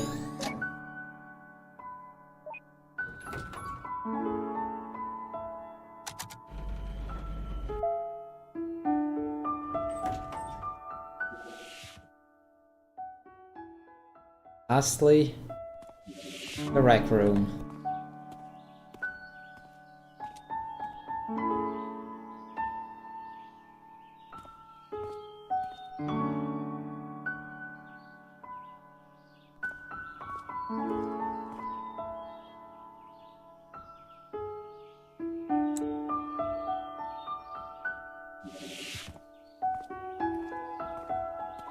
Johnny being walked in. Getting introduced to one of his colleagues.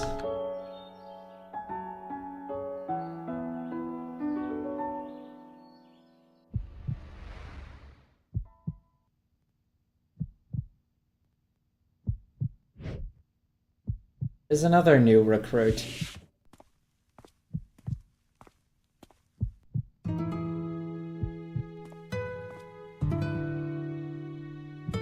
Her name is River.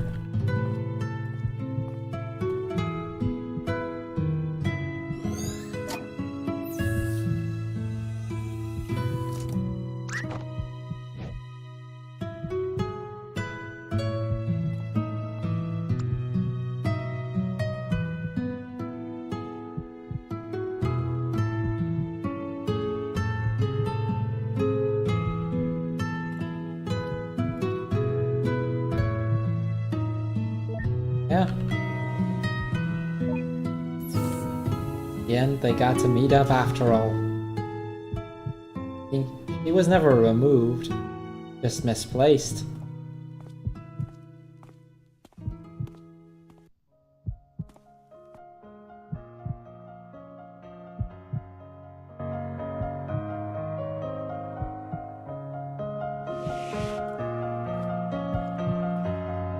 Johnny having written a song.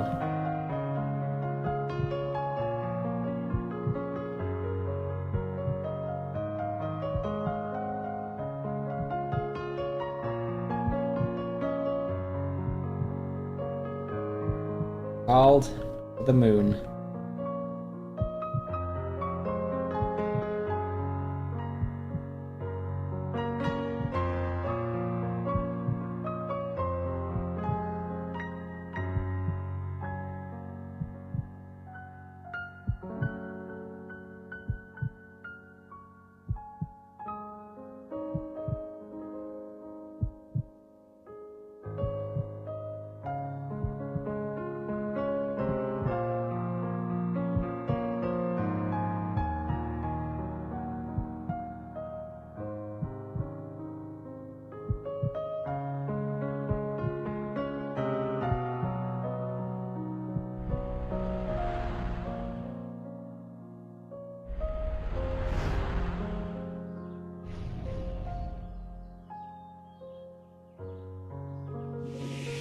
So, the big day has arrived.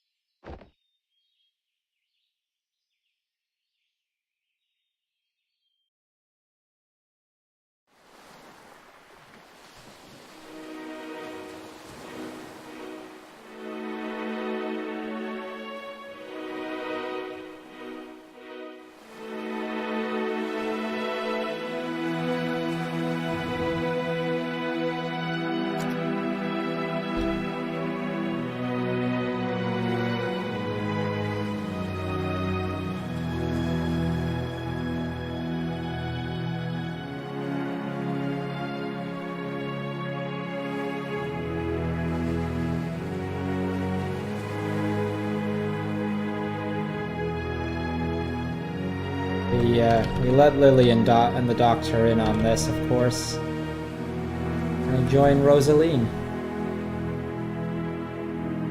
For the big moment.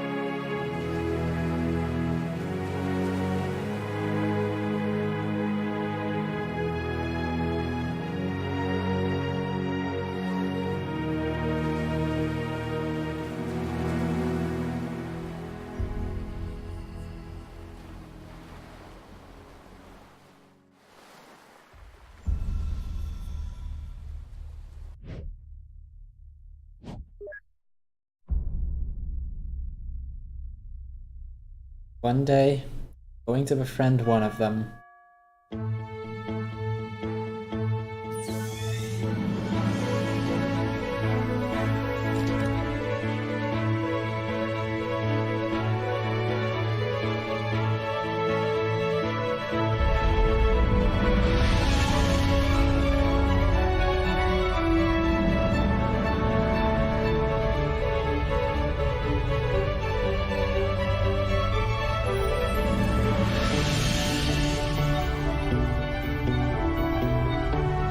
We have liftoff.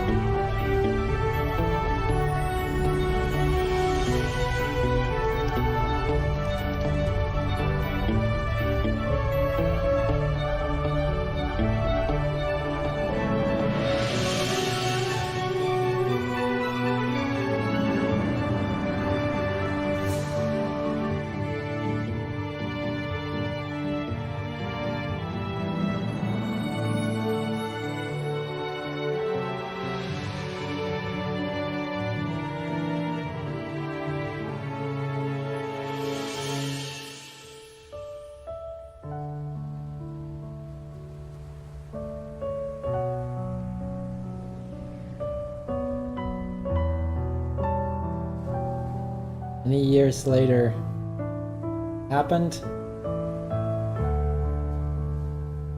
Bought the lighthouse, built the house.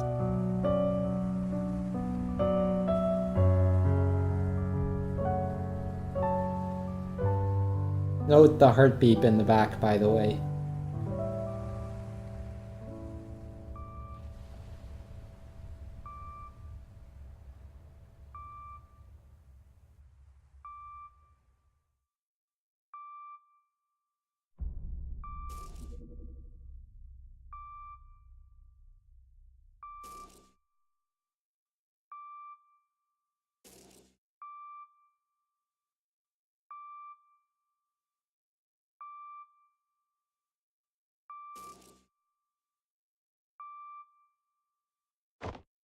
They hold hands.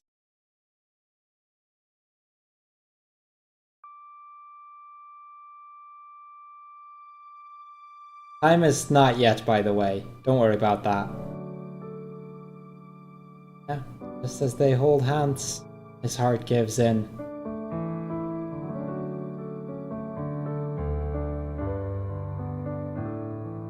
So, Ali, how you feeling? You still keeping it dry, or? I sure am not. I was doing pretty good till that last, like 30 seconds. Like, it was all fine until the last 30 seconds. Pretty heavy, isn't it? Just a little bit. Yeah, there is still a few dialogue options, or dialogue boxes after the credits. Time will be after that, so we still have a few minutes left. But yeah, that is To the Moon, everybody. Fantastic indie RPG. Strongly recommend this if you haven't played it yet. I've been speedrunning it for a few months, off and on, and it still gets me to cry every time.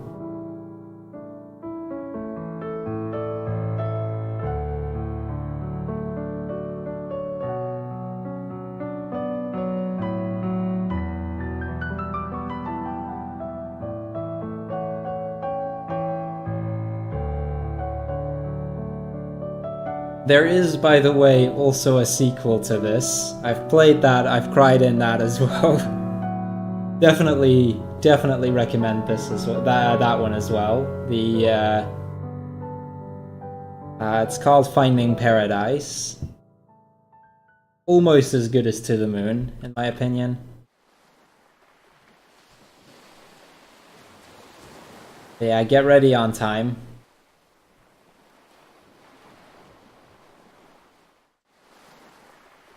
We stand over Johnny's and River's grave.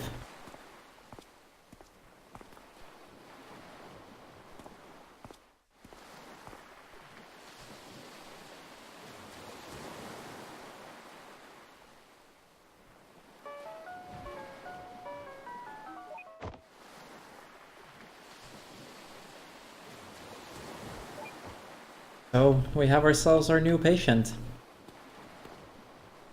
Okay, get ready.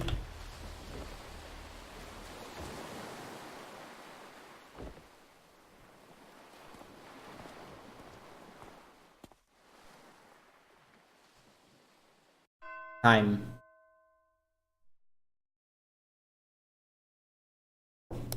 That a PB? That might be a PB. Hold on. I'm checking that real quick, because I think that's a PB. Or at least close to it. That's a PB. By 36 seconds.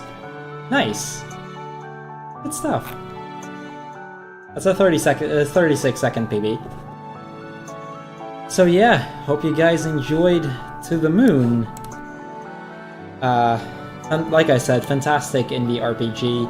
Very, very worth the money. It's on Steam as well as its sequel, Finding Paradise. Can recommend both of them very much. That'll be it for me for this event. enjoy the next couple of runs and the rest of the event. I believe we've got a Mega Man block coming soon, so I'll definitely try to tune in for that one. Ali, I hope that was worth it for you. I hope I lived up to the expectations that I made for you. And yeah, enjoy the rest of the event.